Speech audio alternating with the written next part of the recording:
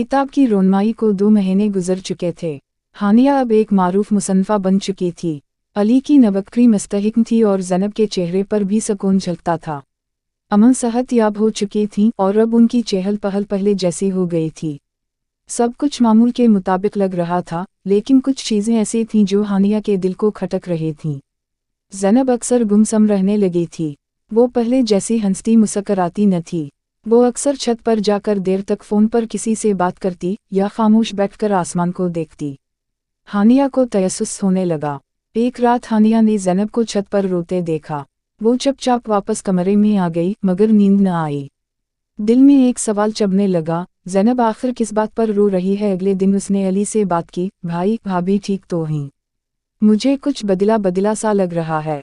अली ने सर झुका लिया, पता नहीं हानिया, शायद वो मुझसे कुछ छिपा रही है। पिछले कुछ दिनों से मैंने भी इसे बदला बदला महसूस किया है। शक बढ़ता जा रहा था।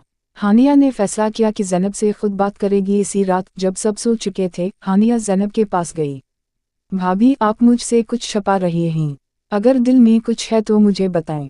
ज़ैनब ने हिचकियों से रोते हुए कहा, हानिया, मैं क्या बताऊं, मैं बहुत उलझी हुई हूँ। किस बात में? ज़ैनब ने मोबाइल फ़ोन निकाला और एक तस्वीर दिखाई। वो एक ख़त था, किसी अजनबी नाम से।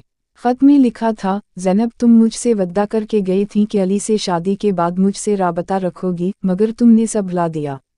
मैं वापस आ रहा हूँ। हानिया के चेहरे का रंग अड़ गया।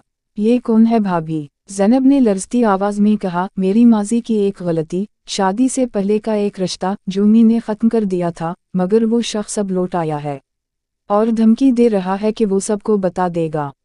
हानिया ने फ़ौरन अली को सब कुछ बताया। अली ने कोई गुस्सा न किया, सिर्फ खामोशी से ज़ैनब की तरफ देखा। तुमने मुझे कुछ भी नहीं बताया था, क्या तुम्हें मुझ पर एतबार न था? ज़ैनब फोट फोट कर रो दी, मुझे खुद से नफरत होने लगी थी।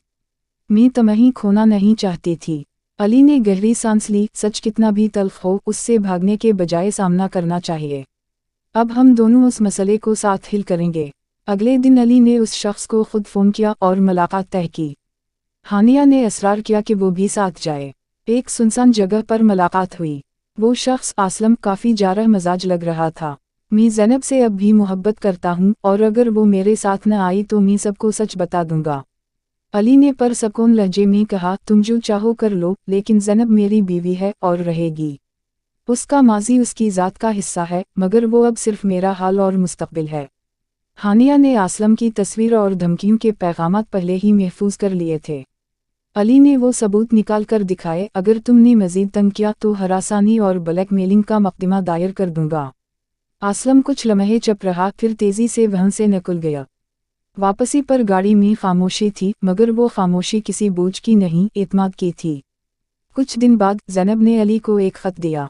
उसमें लिखा था, शायद मैं खामोश रही, मगर अब सच बोल चुकी हूँ। अगर तुम फिर भी मुझे अपनाओ तो मैं खुद को खुश नसीब समझूंगी। अली ने ख़त पढ़कर ज़ैनब का हाथ थामा, तुमने सच बोलकर मेरा दिल जीत लिया। हानिया ने उन दोनों को देखा और मुस्कुरा दी। उसने अपनी नई कहानी का इन्वान तय कर लिया, खामोश सच। नतीजा, बाज़ औक़ात खामोशी सिर्फ दर्द या खौफ की अलामत नहीं होती, बल्कि वो सच के बोलने का इंतज़ार भी होती है। माजी हाल पर साया डाल सकता है, मगर एतमाद और सच्चाई वो रोशनी है जो हर साये को मिटा देती है।